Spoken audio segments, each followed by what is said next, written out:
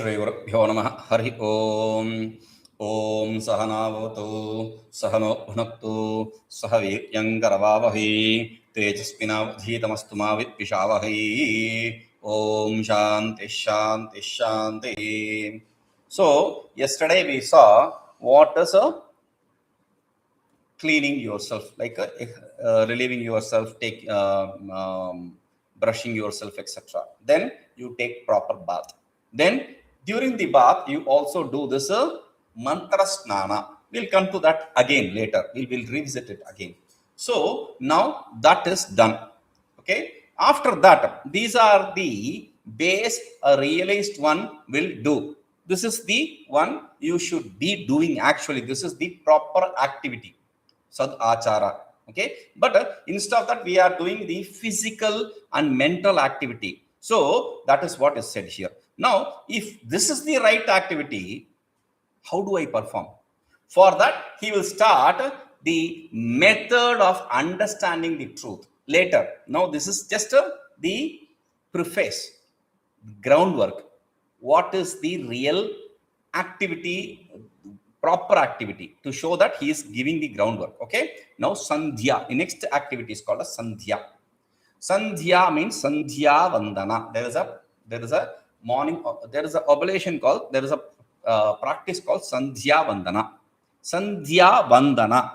Vandana means salutations. Sandhya means during the sandhi. Sandhi means during the confluence, during the meeting point. Okay, conjunction. So now what is the conjunction here? In Vedic system, we accept the night and day meeting as one sandhi, the pre-day and the post-day, the before the midday and after the midday, that mid-period is a sandhi. Okay, and the evening, meaning 6 o'clock, 12 o'clock and 6 o'clock. Okay, evening, the day and night meeting, that is one sandhi. So Vedic system accepts 3 meeting points in a day, 3 sandhis. The tantrics, they accept the 4th one, which is at the midnight, pre-midnight and post-midnight. So they'll accept the 4th point. We are not interested in it. We are going to see only the 3 points. Okay. Now, not even the 3 points, but sandhi. That's the idea. We want to explain the sandhi idea. That's all. Now, this sandhi is performed by people who are, sandhyavandana is an activity which is performed by people who are initiated into sacred thread. Okay. Now, other people, for them the sandhyavandana is the practice of japa, etc. Because sandhyavandana has 4 pillars.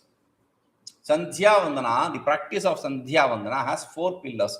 One is the ācamana, sipping of water. Second is prāṇināṃ, breath control. Third is japa. Fourth is arghya. Okay.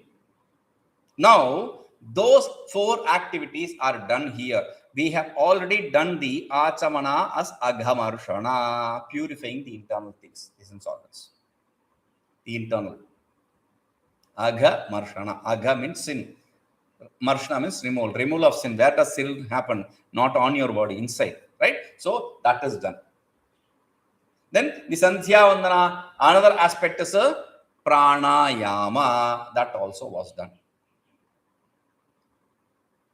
Now that sandhyavandana, the important part of sandhyavandana. What is the sandhyavandana? How do you practice this here?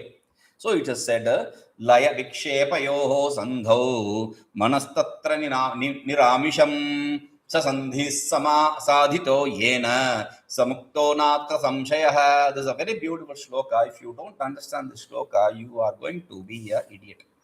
The sense, there is a shloka in Bhagavad Gita where Bhagavan says, yanisha sarvabhutani tasmin jagrati sanyami. The yanisha sarvabhutani, that which is a night for all the beings, in that this sanyami, this yogi is awake. Now, people take that literally and they practice yoga in the night. They wake up in the night. They work American shift here in India. That is the stupidest thing. Night there means ignorance. Whatever is ignorance for you, in that he is awake. He does not have that ignorance. And whatever you think is a state of waking, the transaction, he sees them as ignorance. That is the idea there. But this fellow, oh, Bhagavan has said you have to meditate in the night. Meditate, that's what he has said. Night and day is not a point actually. Day and night, they are all divisions. That is not what he wanted to tell. Okay, anyway, that's problem, right? Similarly, there is another problem here. Understand this. I'll explain the meaning of this shloka. You will understand. Layavikṣepayoḥ sandhau. Sandhau means at the meeting point, at the conjunction of what? Layavikṣepayoḥ. Laya and vikṣepa. Laya means the mind at rest. Vikṣepa means the disturbed mind. Laya naturally takes place when you are asleep. Vikṣepa naturally takes place when you are awake. So, sandhau at the meeting point of laya and vikṣepa means after between the deep sleep and between the waking state. Between waking state and deep sleep, there is a gap. Okay? In that gap, you have to focus. This is a very serious thing. Your mind is at rest. Okay? It is about to wake up. Before that, there is a gap. You know the slumber state. Okay? You have to meditate on that gap. If I'm going to say this, oh, you all will become an idiot. The point is, that is not what is mentioned here. That is not what is mentioned here. If you are going to wait for that gap, you will not sleep, you idiot. You cannot sleep. When are you going to wake up and what is there to watch? In fact, I know people, I know a friend who wakes up early morning, whatever time, let us say early morning, okay. He does not open his eyes. He just puts his hand around his bed and takes this packet and not opening his eye. He puts his fingers into the packet and removes some tobacco, beats it, mixes it with lime and then puts it in his mouth and then immediately his eyes open. Till then, he will do everything in sleep. Not sleepwalking, sleep tobacco eating. This is tobacco chewing. He stopped that. That's a different thing. Point is, that is not what we are talking about here. Be careful what is said here. Because literally that is how it is explained everywhere. Layavikṣepayoḥ sandhau, between the deep sleep and the waking state. But Bhagavan does not want you to do that. Now let us close our eyes and meditate. What happens? Okay, meditate. Let us. Okay, then what happens? 2 minutes. You can see sounds from different directions, surround sound. That is one problem. The other problem for people who don't have the practice of surround sound, there is another problem, which is they will be thinking, now what will happen? How long am I going to meditate? Thinking about meditation also sometimes. And many times you are going to think about the other things external. Instead of doing the meditation, you will think about everything else. That is vikṣepa, disturbance. You have trained your mind to go to sleep when it is silent. That is what is happening in the first stage. You have trained your mind to go to sleep when it is silent, but you don't let the mind silent. You are going to make it work over and over and again, thinking different things. That is vikṣepa. So laya, sleep, vikṣepa, waking state. In between means not letting the mind go to sleep or not letting it overthink. In that thoughtless state, sandhau. Okay, between no thinking not no thinking. Between the mind at rest and mind in activity, there is a state of no mind. What is that? How can there be a state of no mind between mind at rest and mind at activity? Very good. That's a very good question. I'll answer. The logicians accept a beautiful canon. There is a rule in logic which says, Utpannam kshanam nirgunam nishkriyam cha tishtati. Utpannam kshanam dravyam nirgunam nishkriyam cha tishtati. At the time of creation, any object, it stays nirguna nishkriya, means activityless and attributeless. Any object, like let us take, you are going to make milk, turn milk into a curd. Okay, you take the milk, you add the starter, and now you have started the process of making it, turning into curd. Okay. Now, at one point of time, it can neither be called milk nor be called as curd. That point, the object, it cannot be called as curd or milk. That thing remains stagnant without an activity or attribute. This is for everything. So that is the state we are talking about. Before the mind is at rest and after the mind is going to be active, in that in-between state, there is a no mind state. Turn the mind to be a no mind. Practice it to be a ātmani bhavaha, we call it. Okay. Now, manastatra nirāmiṣam. When in that gap, in that conjunction, the mind remains āmiṣa rahitam. Nirāmiṣam means devoid of any troubles, devoid of any problems, devoid of any objects. Sandhi sādhito yena. One who has performed, accomplished, sādhito, accomplished, performed. One who has accomplished, one who has performed that kind of sandhi, sandhyavandana. Sa mukto nātra saṃśayaḥ. He is liberated. There is no doubt about it. A person who remains thoughtless, not because of the mind is at rest or involve himself in thoughts, remains thoughtless in the self. That is the sandhyavandana. Okay. Now, next is you have performing sandhyavandana. You already performed the āchamana, prāṇināṃ. The important part is now japa. How do you perform the japa? So he says, sarvatra prāṇināṃ dehe, japo bhavati sarvadā, haṃsaḥ iti jñātvā, sarvabandhairvimucyate. Sarva prāṇināṃ dehe, japo bhavati sarvadā, haṃsaḥ soham. Soham japo bhavati, haṃsaḥ soham japo bhavati sarvada. Iti jñātvā sarvabandhairvimucyate. Sarvatra prāṇināṃ dehe sarvatra sarvada haṃsaḥ soham iti japaha bhavati.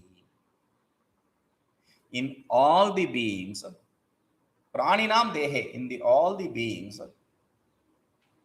there is one japa which takes place always, everywhere. Sarvatra, everywhere. Sarvada, always. Takes place continuously. That is called as soham haṃsaḥ. Haṃsaḥ soham japa. Haṃsaḥ soham japa. Haṃsaḥ soham japa is the japa which takes place in tune with your breathing. This is called as ajapa japa, a japa which is not chanted. This takes place naturally. We are not asking you to focus on the prana. It is a natural process of japa, aham, saha, so, aham. This is the method of the japa. Here, we are not asking you to focus on the prana, because focusing means you are doing something. The self does not do anything. Stay lazy, stupid, without doing anything like the self. That is what is said. How to do that? Aham saha, aham, I am, saha, that. I am that. So when you do the when you are breathing, your exhalation goes like a hum. Your inhalation goes like a sa. Right? So haṃsaḥ. So when I'm going to say aham saha, I am that, then the dualist will jump in joy, saying, "Oh, you are talking our language. I belong to that self. I belong to that God. I am part of Him." All that stupid ideas. So to break that stupidity, he says, "So aham." It's not just a one-way traffic. I know him. He also knows me. That is how it is. I am that. It is not just I am that. That I am.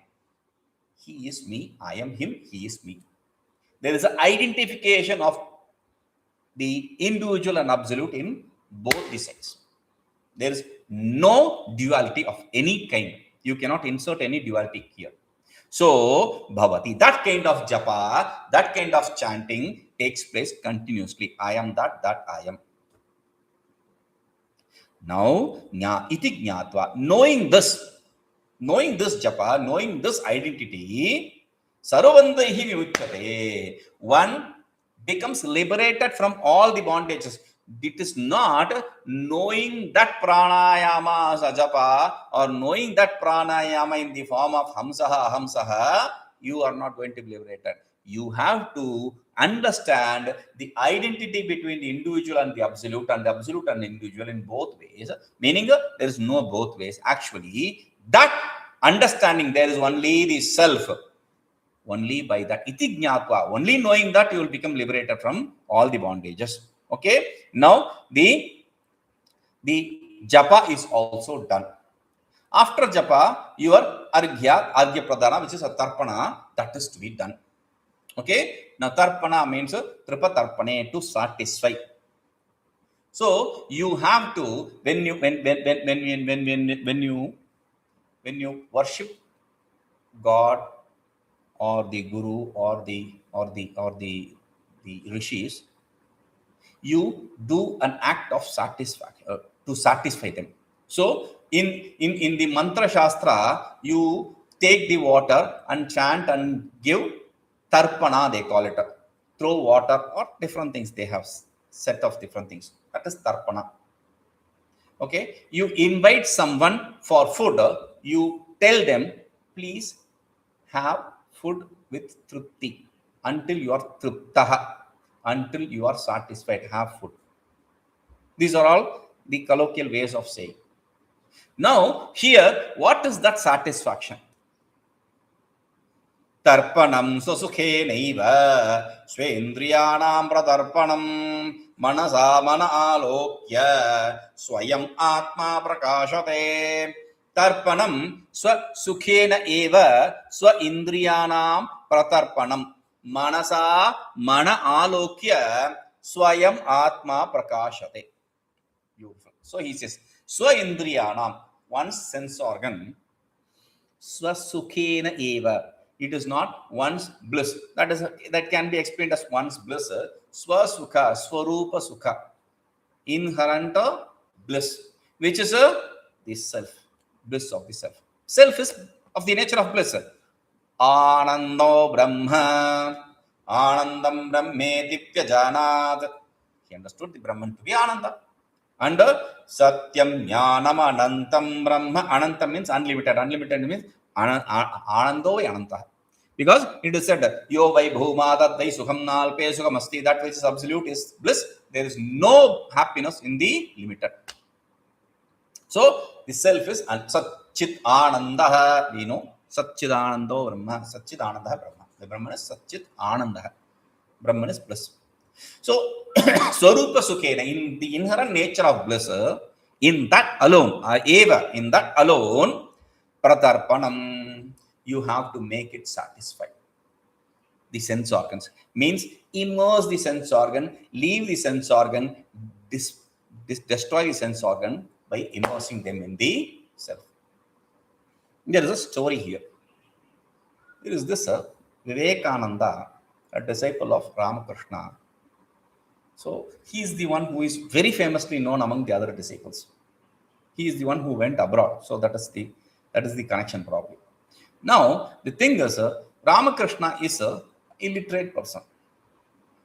In the worldly sense, he is a very illiterate person.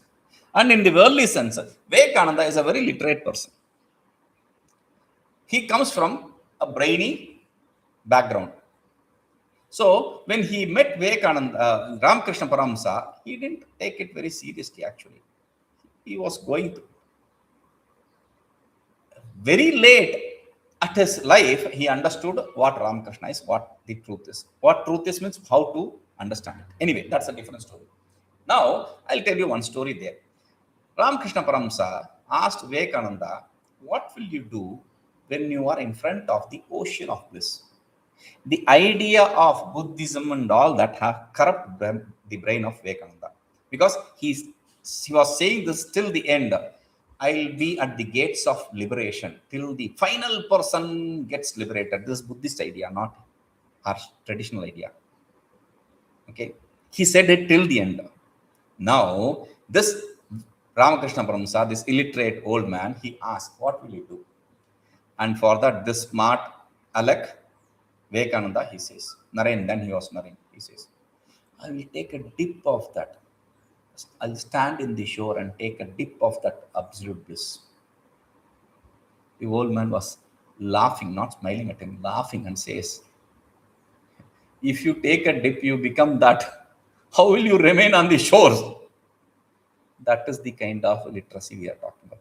See, the pratarpaṇaṃ means prakrishtena tarpaṇaṃ. You are dissolving it in that absolute.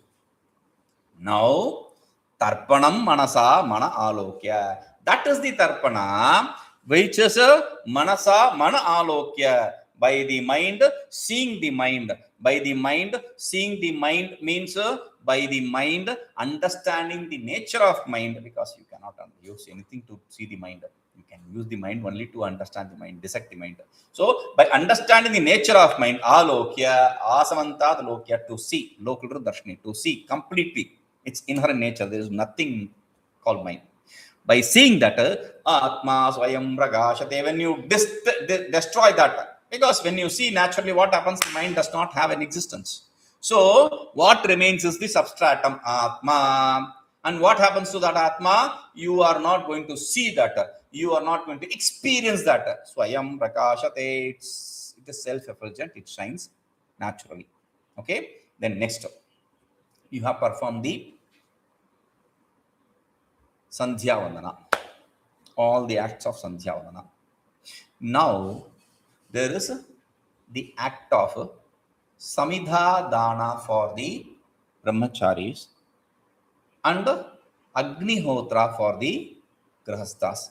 For a family man, they perform a fire oblation. For a person who is not married, a celibate, he performs a fire oblation. It's all fire oblation. So we can call it agnihotra. Okay, a fire oblation in which you throw oblation material into the fire. Okay. Now, what is that? How to perform that? That is explained. ātmani svaprakāśāgnau cittamekāhutiṃ kṣipet agnihotri savijñēyah chetarānāmadhārakāh.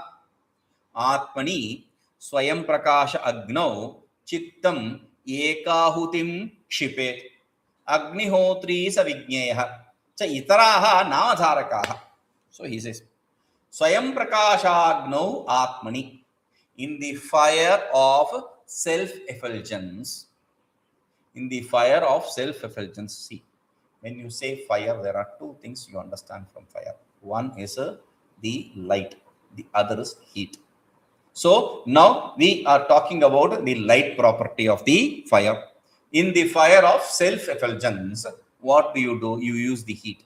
What kind of cittam ekāhutiṃ kṣipet. Cittam ekāhutiṃ. Ekamahutim. It's not ekamahutim, one ahuti. It is ekāhutiṃ, only ahuti. Only oblation material, which is chitta, the mind. Throw it into it. Once and for all. Ekāhuti. You are not going to do it swaha, swaha continuously. You are not going to do that. You are going to take the mind, throw it into that fire over. The fire of self. Manasa sancharare. That is what Brahma, Sadashiva Brahmendra sung. Brahmani manasa sancharare. Oh, my mind, roam in the self. Don't roam in this world. Roam in the self. So, chittam, the mind, ekahuti must only ahuti, just throw it into that fire of self. A person, one who destroys this mind, makes the mind no mind, makes the mind of the nature of self, he is verily called as Agnihotraha Vijñāya. He should be known as Agnihotri. A person, one who performs the fire oblation. What is this? We know Agnihotris. A person, that person is an Agnihotri. This person is an Agnihotri. He performs the fire oblation daily. That is how we call him to be Agnihotri. Itaraha cha namadharakaha, the others who are claiming to be Agnihotris or who are professed to be Agnihotris or who are called as Agnihotris, they are just namesake Agnihotris. They just take the name of Agnihotri. That's all. Because there is a funny thing here. The real Agnihotri is to destroy your mind by throwing it in the fire of a self. That is the real Agnihotra. Okay. In the worldly sense, there is a fire oblation, which is practice that is called as Agnihotra. Now, these people who practice Agnihotra, they have a different names for each. Okay. So, this fellow said, my son, did you teach something to your son? I asked this fellow who goes to the world to explain things. Said, did you teach anything, these things to your son? You went through so much difficulty to understand this. No, he is software engineer. He is in US. Oh, does he know anything? No. Does he do any Agnihotra like you? The fire oblations like you? He does a different kind of Agnihotra. He smokes. So, that is what is Agnihotra for these idiots now. So these Agnihotras are just namesake. The real Agnihotra is to destroy your mind in the fire of self. Make the mind self. That is the Agnihotra. Okay. Next is deho devalayo proktaha dehi devo niranjanaha archita sarvabhavena svanubhutya virajate. Next activity is archana. Okay. Extolation, singing the praise of Lord, etc. That is the next act. Now, what is that? Archa pujayam, to worship. So, deho devalayo proktaha dehi devi devo niranjanaha architaha sarvabhavena svanubhutya virajate. So, he says, before that, there is another shloka. Deho devalayo proktaha. Deha, body, devalayaha, temple, proktaha, is said. The body is said to be a temple. Okay. Now, I come back to this. There is another shloka in Tamil called Thirumantra. There is a text called Thirumantra. In that Thirumantra text, it probably was Shri Mantra. That's how people accept. Shri Mantra was a Sanskrit text. It was translated by the same author as Thirumantra, etc. That's how they say. But that's a different issue. In this Thirumantra text, there is one beautiful shloka which says it. Udalai munnam ilkandrirundhen. What he says is, I thought the body is a dirty thing. Then I saw in that body the absolute Shiva. When I saw Shiva, the absolute in the body, now I am trying to maintain this body. I am worshipping this body. Trying to maintain, I am worship this body. That is how he says. Now, the thing is, body is you have to understand, body is something which is an important vehicle. Shariram khalu dharma sadhanam. Shariram indeed is the means for practicing dharma, not just dharma, jnana sadhanam also. It is the means for practicing knowledge also. So we should have to take care of our body. That does not mean we should be always running behind the body. That is attachment to the body, not taking care of the body. So Devalayo Prokta, it is a temple. Who resides in the temple? Who exists in the temple? Devaha, Niranjana Devaha. Anjana means association. Niranjana means associationless. One who is asanga, one who is associationless. Anjana is a word which is used for the eyelashes. The kajal which you apply, that is called as anjana. Okay. So, Anjana association. Devaha Niranjana. This unassociated deity is Dehi. Dehi. What is Dehi? Deho yasya asti iti Dehi. Simple translation is one who has the body is Dehi. Now, one who has the body, one who is associated with the body is Dehi. What? He is one who is associationless and one. This is oxymoron. No, he is the one who, the body is the place where he manifests.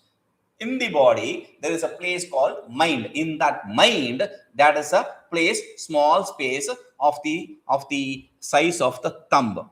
Angushtamatra purusho madhye ātmani tishtati. In that way, it is said. Meaning, in the size of thumb resides in the center of the body, which is the heart cave, we say. That is a place which is the place of manifestation of the self, not the place of residence. It's not a place of residence, it's not a residence for the self. It is a place of manifestation. Because self is, when we say self is omnipresent, you say, and the self resides in this place, in this small place. How can that be? So, it is the place of manifestation. The body is the place for manifestation. Place of manifestation. So, Devo, Dehi Niranjana. This Dehi, this one in the body, is the associationless self. That is the God in this body.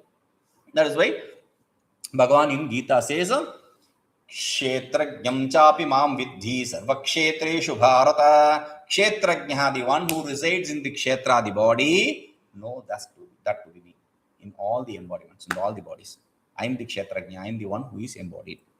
Okay, now, Architaha sarvabhavena. Understanding this, body is the temple and the inside God is the self. Archita sarv, completely surrendering yourself, completely losing yourself. Sarvabhavena, totally. Architaha, archa pujayam, worship. Worship means surrendering, giving up, completely losing yourself. Svanubhutya virajate. He remains. Virajate. Visheshena rajate. He rules. He exists or he rules. Rajru deepto. He shines. That way also you can say. So he shines, he rules, he exists in a special way. Svanubhutya. What is the special way? Svanubhutya. Sva anubhutya. Anubhuti means experience, immediate experience. Swa means one's own self. Immediate experience of self means atma sakshatkara. He gains the realization of the self-realization. Okay. Now, next is now we have worshipped the God. Next is the activity of mauna and dhyana. In the sense of manana and nididhyasana. You can take that of manana and nididhyasana also. Okay. Now, maunam swadhyayanam dhyanam dheyam brahmanu jintanam jnane neti tayo samyak nishekha tattva darshanam. Maunam swadhyayanam dhyanam jeya brahmana jintanam jnane neti tayo samyak nishedhat tattva darshanam. Jnanena iti. It is not jnanena iti. It is jnane neti. There are two words. Okay. Now, what is mauna? Swadhyayanam maunam. What is mauna? Mauna means silence. What is silence? What is called as silence? Swadhyayanam. There is a statement in Vedas, an imagined statement, which is called as Swadhyayo adhyetavyaha. It is a popularly accepted statement. Swadhyayo adhyetavyaha. One should study. Adhyetavya. One who should study his portion. Swadhyaya. Swadhyaya. One who study his portion of Vedas. It is said in the Vedas.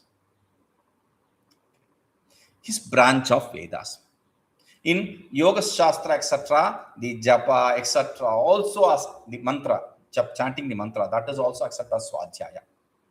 Okay. Now we are talking about the study of Vedas, Vedanta specifically. That is what is called as mauna. Mauna is actually manana. Mananat munihi, muner bhavaha maunam. Because one performs manana, listening to it, reflecting on it. That reflection is called as manana. One who performs reflection is called as muni, a sage. And one who is a muni is a mauni, mauna, man. That is what is mauna.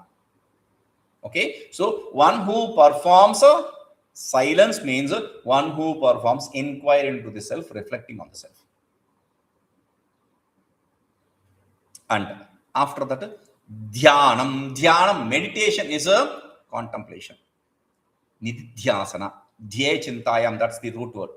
So, dehe chintayam, to think, to meditate. How do you do that? On what do you meditate? Brahma anuchintanam dheyam. The object of meditation is Brahma anuchintanam. Continuously, let us interpret it in this way.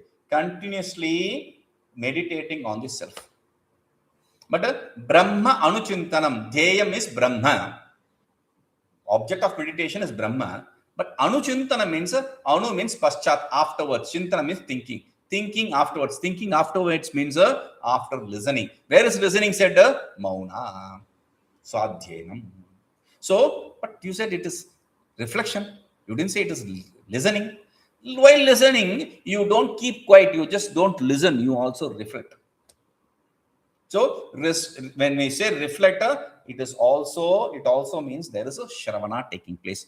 After the shravana, you do the manana, that is swadhyaya, and that manana, along with some shravana, you are doing manana, and after that manana, you are doing nidhyasana, which is jnana of this on the self, meditating on the self, contemplating on the self. So this is the idea. Now, mauna and dhyana, there are two aspects. One is silence, other is meditation. There is this aspect also, which you can interpret here, which is when there is an activity of birds, practice mauna. When you want to use the sense organ of speech, study or teach. When you want to use the sense organ of mind, meditate on the self. So that way, these sense organs becomes useful too. They become useful too. So that is what is mauna and dhyana. And what do you do? Oh, very good. I keep doing. I'm doing. When you see these people who study Shastra, after some time when you say, I'm doing nididhyasana, they'll just claim to do nididhyasana without understanding what nididhyasana is all about. Now he says, jnane na iti tayoho samyak nishedhat. Tayoho, they both of them means the mauna and the dhyana. Tayoho, both mauna and dhyana. Samyak, nicely, na iti nishedhat, by negating it as no. In Shastra, there is a statement, neti, na iti. Not this, not this. The not this twice it is repeated, which means the negation of gross and the negation of subtle. The negation of gross, which is a swadhyaya mauna, the activity of your sense organs. Negation of subtle is the activity of your mind. Naiti nishedat, by giving up both the activity of the words and the mind, because Shruti says mano vachama gocharam, it is beyond the scope of mind and speech. And Taittiriya Upanishad also says this, yato vacho nivartante aprapya manasā saha, yataha vachaha nivartante aprapya manasā saha, from where the words return along with the mind without grasping. So your mind and your sense organ of speech or the sense organs don't function in the realm of self. So na iti nishedat, nicely negating it. Samyaga means nicely, completely. There should be no revisiting. When you completely dismiss it as na, not this, when does that take place? Jnane sati, when you have knowledge. Jnane, seventh case. Jnane sati, when the knowledge takes place. By negating this, when the knowledge takes place, then tattva darshanam, you gain the vision of the truth. You gain the self-realization. Okay, we'll see this. Om Purnamadaഃ Purnamidam Purnāt Purnamudachyate Purnasya Purnamadaya Purnamevavashishyate. Om Shanti Shanti Shanti.